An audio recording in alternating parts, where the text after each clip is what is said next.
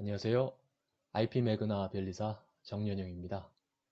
오늘은 기업의 상표 전략에 대해서 말씀드릴까 합니다. 우선 지식재산권의 분류, 산업재산권은 특허 실용신안과 같은 기술과 디자인, 상표를 얘기하고 있습니다. 얼마 전까지 의장으로 불렸던 디자인, 오늘의 시간은 그 상표에 대해서 알아볼 텐데요.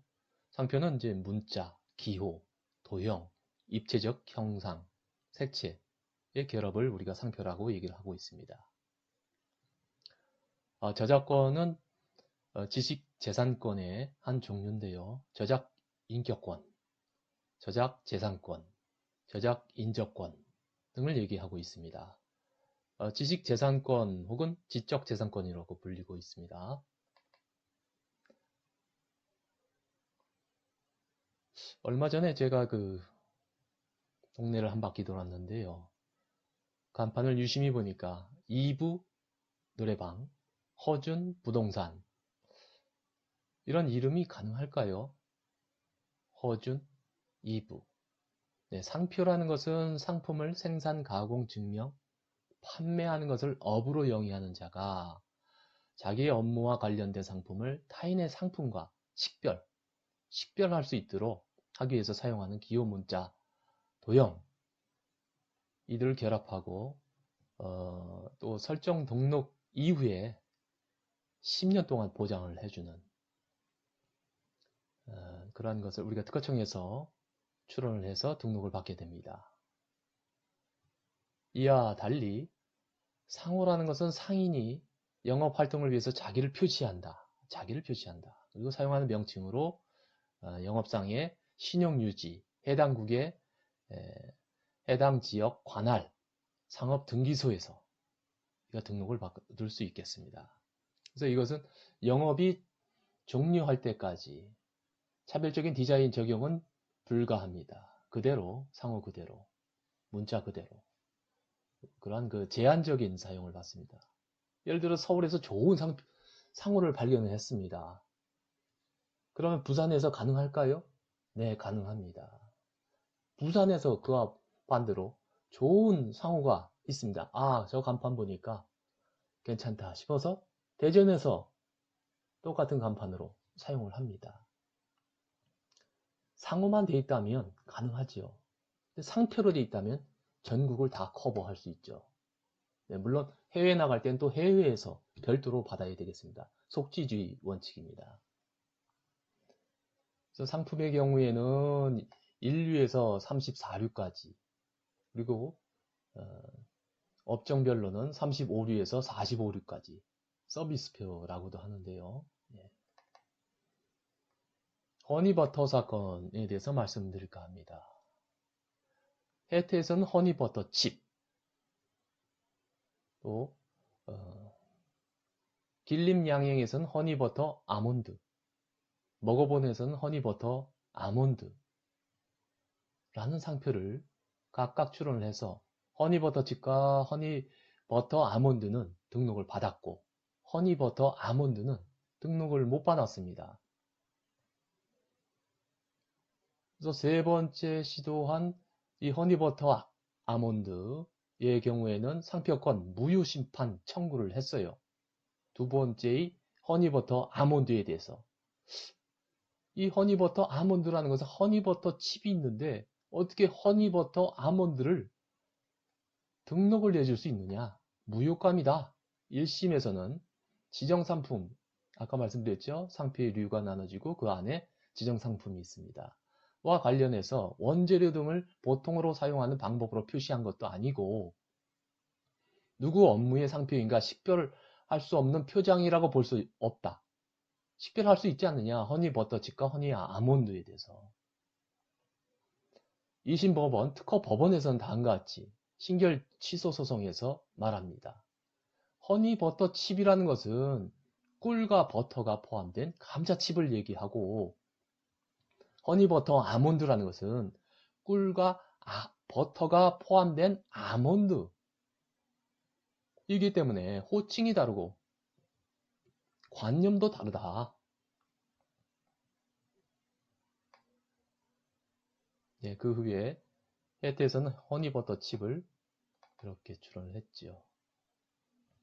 그래서 허니버터 아몬드에 대해서 길림 양행에선 그 이후에 다음과 같이 이렇게 등록을 받은 바 있습니다. 2015년도서부터 2016년 조금 시끄러워지자 허니버터 아몬드와 프렌즈에서 그 첫 글자를 딴 HBAF로 해서 등록을 받았고요. 예. 이 상품의 분류가 있죠. 35류, 29류, 31류, 8류, 20류 해서 쭉 받았습니다.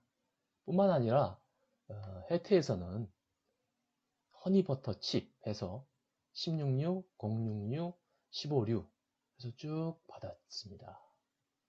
그래서 우리가 각 상품 분류별로 받아두셔서 경쟁사가 이용하지 못하도록 해야 되겠습니다.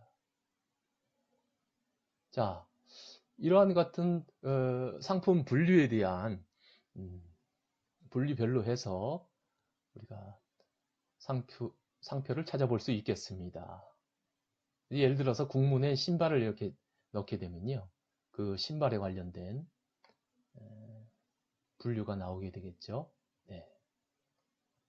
그리고 예를 들어서 싹스리를 한번 찾아보니까 2008년도에 7월 10일 날 등록을 받았고요. 인류 접착제 및 증류수에 대해서 싹스리로 이렇게 상표를 출원한 바 있습니다. 흥미롭게도 2020년 7월 10일 날 문화방송 MBC에서 16유로 해서 문방구 노트류 등으로 싹스리.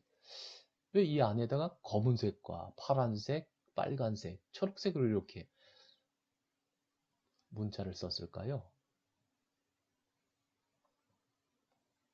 예, 상표 출원 절차에 대해서 한번 알아보겠습니다. 상표는 출원하게 되면 심사를 받고 심사에 대해서 거절 이유가 있으면 의견 제출 통지서 따라서 이제 의견서와 보정서를 써서 거절 이유가 해소된 경우에는 출원 공고 바로 이렇게 거절 이유가 없을 경우에는 출원 공고가 되고요. 특이하게도 상표의 경우에는 2달 동안 공중심사를 합니다. 누구라도 이의 신청을 이렇게 할 수가 있고요. 2달 이내에. 그래서 이의 신청이 이유가 있다 하면 이제 거절 결정이 되고요.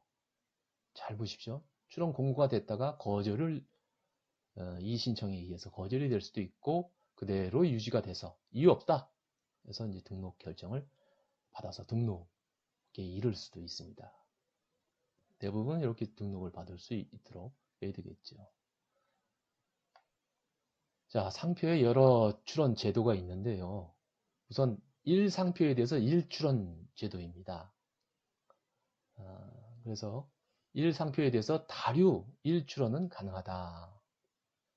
그리고 등록한 후에, 출원 후에 지정 상품에 상품 추가하는 경우 여러 가지 상품을 또 집어넣을 수도 있겠죠.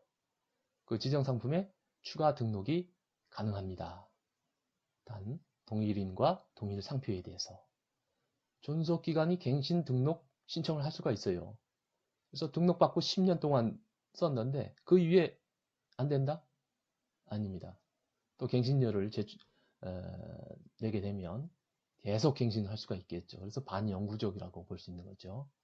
보통 이제 만료 1년 이내에 이것을 제출하도록 되어 있는데 그렇지 않은 경우에는 6개월까지는 봐줍니다. 6개월 이내에 됐을 땐 대신 과태료를 납부하고 갱신을 할 수가 있겠습니다. 출원 분할, 상품마다 또는 상품류 구분별로 가능합니다. 출원 변경, 등록 출원을 단체 표장, 상호 간에 또 인정이 가능한데요.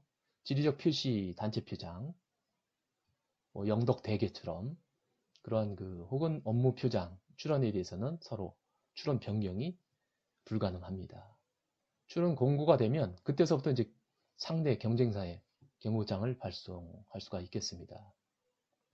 예, 이의 신청 제도에 있어서 말씀드렸습니다. 지표단, 지리적 표시 단체 표장을 이제 지표단이라고 얘기를 하는데요. 품질, 명성, 특성이 그 지역 내, 영덕이면 영덕, 완도면 완도, 포항, 구룡포면 포항, 구룡포, 그 지역 내 생산, 제조, 가공된 상품을 표시, 영덕하면 대게가 떠오르죠. 완도하면 멸치가 떠오르게. 포항, 구룡포하면 과메기. 네. 출원 후에 보정. 등록 여부 결정 통지가 송달되기 이전까지 가능합니다. 그래서 지정 상품을 오히려 감축하거나 우리가 오기가 나는 것을 정정하거나 불명료한 기재를 명확히 할 때는 출원 후에도 보정이 가능합니다. 6개월 이내에 해출원을 해야 우리나라에 출원하는 것을 소급 인정받을 수 있겠습니다. 마드리드 출원에 대해서 관심이 많으신데요. 81개국에 대해서 국내 출원 후에 출원을 할 수 있는 절차입니다. 마찬가지로 EU 상표 출원 또 28개국에 대해서 유럽에 대해서 절차가 진행을 할 수 있겠습니다. 끝으로 상표 불사용 취소 심판이라는 것은 등록 상표라도 국내에서 3년 동안 사용을 안 할 경우가 있겠죠. 그럴 경우에는 누구나 취소 청구가 가능합니다. 이렇게 상표 등록만 받아두고 사용을 안 하는 경우가 점점 늘어나서 그 상표 불사용 취소 심판을 청구하는 건수가 1449건에서 2500여 건에 이를 정도로 상당히 증가하고 있습니다.